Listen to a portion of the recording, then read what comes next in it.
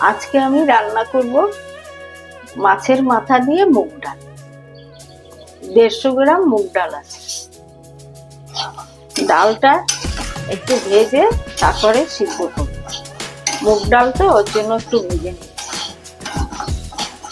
আমার ডাল ভাজাটা হয়ে গেছে। আমি এখন ডালটা ধোবো, ধুয়ে রান্না করব। আমি জলটা বসিয়ে দিচ্ছি, গরম জলের মধ্যে ডালটা দিই। ডালটা আমি ধুয়ে নিচ্ছি।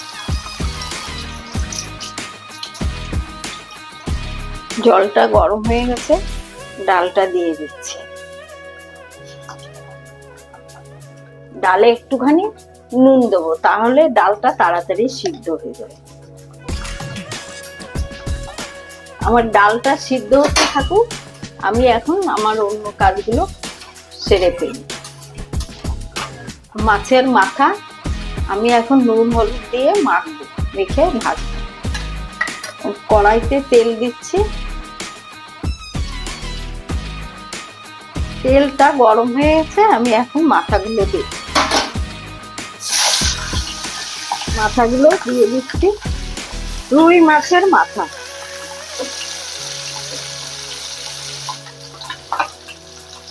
মাছের মাথাটা ভাজা হয়ে গেছে, আমি এখন নামিয়ে দিচ্ছি। জিরে, শুকনো লঙ্কা আর এই তেজপাতা। তেজপাতাটা, শুকনো লঙ্কা দিয়ে দিলাম, এই জিরেও দিয়ে দিলাম।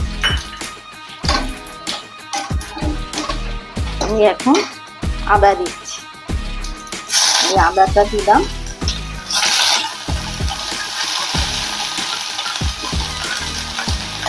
মাছের মাথাটা ভেঙে একটু নেড়ে চেড়ে তারপরে ডালটা দেব।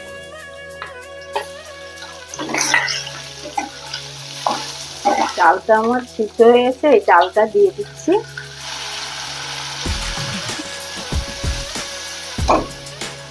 কাঁচা লঙ্কাটা দিলাম। সিদ্ধ ডালটা সম্পূর্ণটা ঢেলে দিলাম। একটু জল দিলাম। 1 চামচ নুন দিচ্ছি। 1/2 চামচ হলুদ দিলাম। ছোট চামচের 1/2 চামচ শুকনো লঙ্কার গুঁড়ো। ডালটা একটু মিষ্টি না হলে ভালো লাগবে না খেতে, তাই ছোট চামচের 1 চামচ চিনি।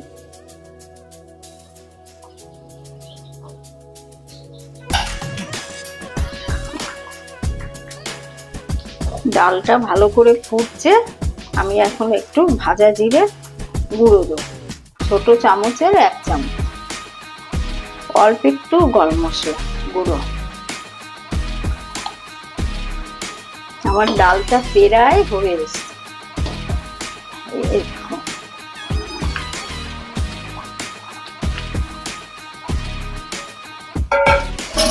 আমার ডালটা হয়ে গেছে, আমি এখন ডালটা নামিয়ে দেব। আমি এখন ডালটা নামিয়ে দিচ্ছি।